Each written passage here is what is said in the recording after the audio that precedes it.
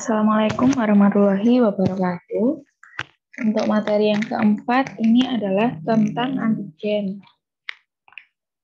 Langsung saja ya. Sebentar, saya slideshow dulu.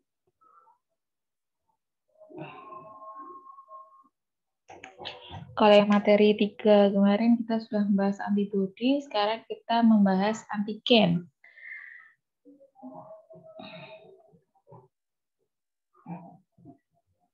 Nah, di sini kita akan membahas mengenai pengertian antigen, struktur antigen, determinan antigen, pembagian antigen, lalu fungsi antigen, mekanisme pembentukan antigen, terus ada interaksi antigen antibodi. Pengertian antigen adalah suatu substansi yang dianggap sebagai benda asing oleh tubuh dan akan memicu terjadinya respon imun yang akhirnya memicu untuk produksi antibodi.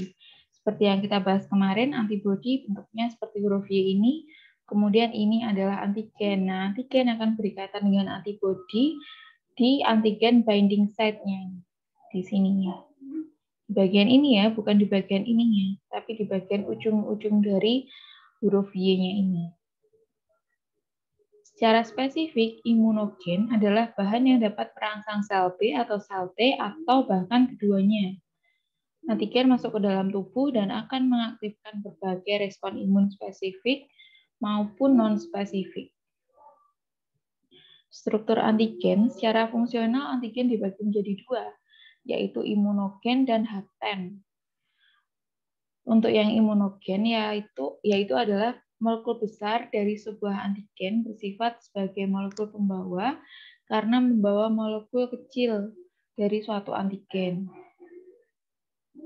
Kalau hapten itu molekul kecil dengan kandungan antigenik atau molekul karier yang diikatkan oleh molekul besar atau imunogen. Jadi kalau yang imunogen itu molekul besar, yang hapten ini adalah molekul kecil. Struktur antigen. Secara umum, antigen dibagi menjadi dua, yaitu heteroantigen dan autoantigen. Di mana heteroantigen itu berasal dari luar tubuh. Contohnya adalah virus, bakteri, racun, dan protein tertentu dari makanan, dan komponen serum dan sel darah dari sel darah merah. Terus kalau autoantigen itu berasal dari dalam tubuh. Contohnya tiroglobulin, DNA, jaringan kornea, dan lain-lain. Nah, ini pengertiannya yang ini tadi komponen serum dan sel darah merah ini maksudnya adalah dari luar tubuh ya. Jadi bukan sel darah merah kita, itu bukan. Yang lain dari spesies atau dari orang lain. Terus ada determinan antigen. Determinan antigen ini terdiri dari epitop dan paratop, di mana epitop adalah bagian antigen yang dikenal dan diikat secara spesifik oleh imunoglobulin atau reseptor pada limfosit. Kalau paratop itu bagian dari antibodi yang mengikat epitop atau TCR, T-cell receptor, yang mengikat epitop pada antigen.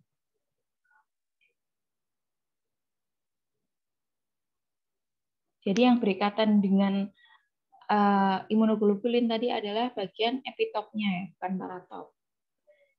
Nah ini determinan antigen ini untuk yang gambar A, ini lokasi epitop dan paratop atau bagian dari antibodi dalam interaksi antara antigen dan TCR atau T-cell receptor. Nih. Epitop adalah bagian dari antigen yang membuat kontak fisik dengan reseptor. Jadi ini adalah epitop ini adalah antigen. Nah, antigen ini memiliki epitop. Nah, epitop ini itu berikatan dengan antigen binding site. Ini adalah kalau gambar lengkapnya ini bentuknya Y ya. Sebentar. Bentuknya sebenarnya itu kalau lengkap itu seperti ini. Sebentar. Nah, seperti ini. Jadi ini kan Y tadi, ini bentuknya gini. Gini, sebenarnya tadi bentuknya seperti ini. Jadi ini ada light chain, ada heavy chain. Ini light chain, heavy chain. Seperti itu.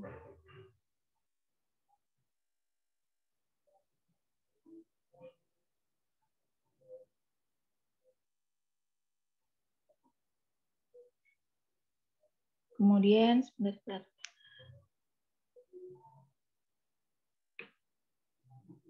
Lanjut ya. Pembagian antigen. Nah, pembagian antigen ini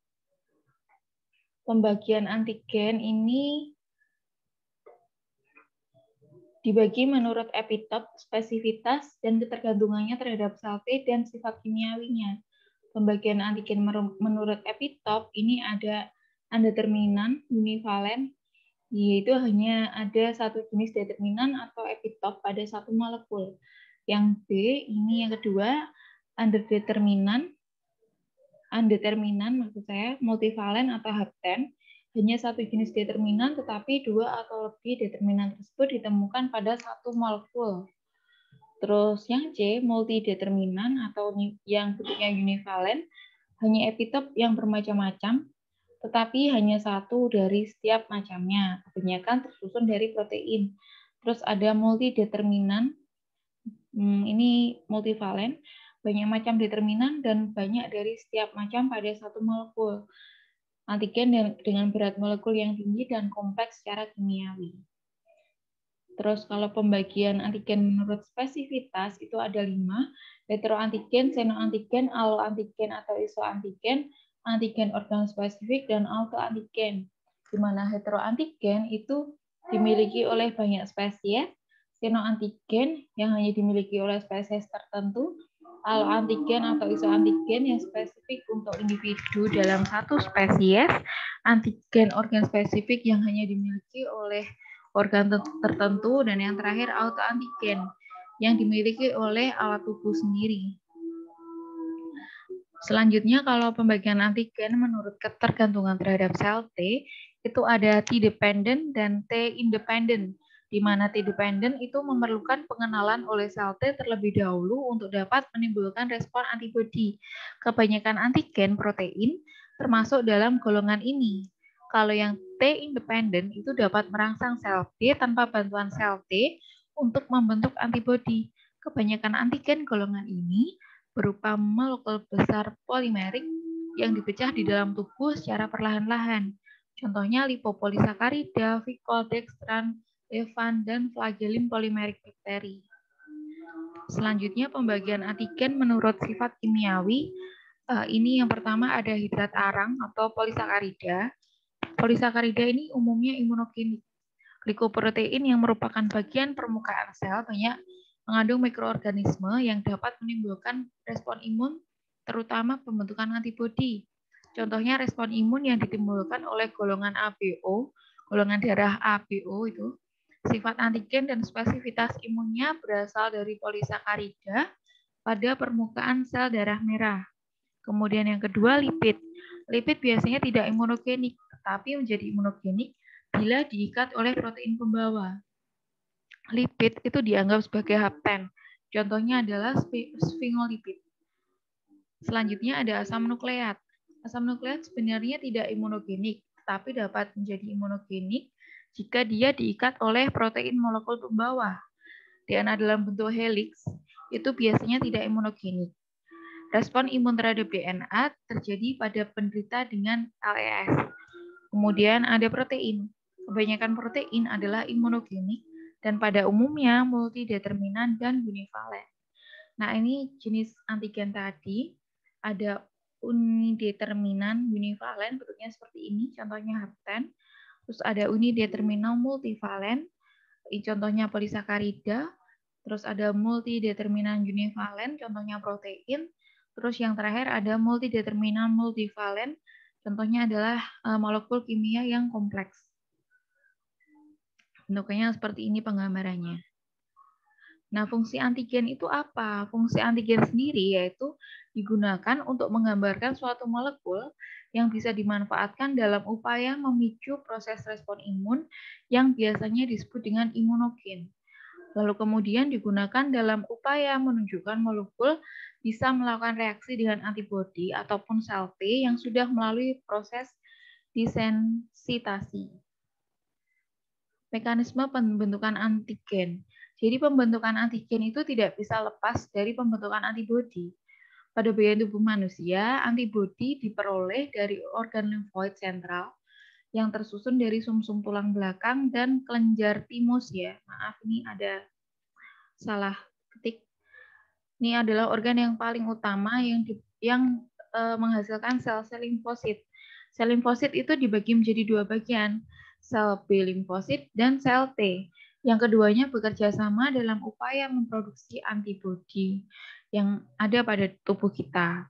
Hal seperti ini bisa dilihat apabila antigen sedang berada di dalam tubuh. Ketika antigen berada di dalam tubuh, maka sel limfosit T akan melakukan deteksi terhadap karakteristik maupun jenis dari antigen. Lalu sel limfosit T akan melakukan proses reaksi yang sangat cepat dengan mengikat terhadap antigen yang telah melewati permukaan dari reseptornya. Dari proses tersebut, lalu sel limfosit T akan membelah dan membentuk klon. Sedangkan pada bagian permukaan membran akan menciptakan imunoglobulin yang monomerik. Proses berikutnya, molekul antigen dan antibodi akan saling mengikat dan nantinya akan diletakkan pada bagian makrofag. Dengan berurutan, makrofag akan menghasilkan antigen yang berada pada sel limfosit B atau sel B yang akan melakukan proliferasi dan tumbuh menjadi dewasa. Dengan demikian, sel limfosit B atau sel B akan mampu melakukan pembentukan antibodi yang nantinya bisa digunakan oleh masing-masing antigen. Interaksi antigen-antibodi. Jadi antigen-antibodi ini melakukan berbagai macam interaksi ya. Contohnya seperti netralisasi, aglutinasi, presipitasi. Netralisasi itu apa? Netralisasi yaitu antibodi yang menghalangi antigen untuk berikatan dengan sel lain sehingga tidak menimbulkan efek yang merugikan. Kalau yang aglutinasi yaitu antigen yang dianggap oleh antibodi diikat lalu membentuk gumpalan terjadi apabila antigen bersifat karier. Contohnya adalah eritrosit.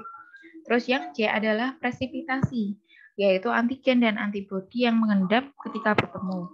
Hal ini terjadi ketika antigen bersifat larut air. Baik, demikian penjelasan untuk antigen. Jika ada pertanyaan silahkan ditanyakan di forum diskusi atau di grup diskusi kelas. Baik, terima kasih atas perhatiannya. Saya akhiri. Wassalamualaikum warahmatullahi wabarakatuh.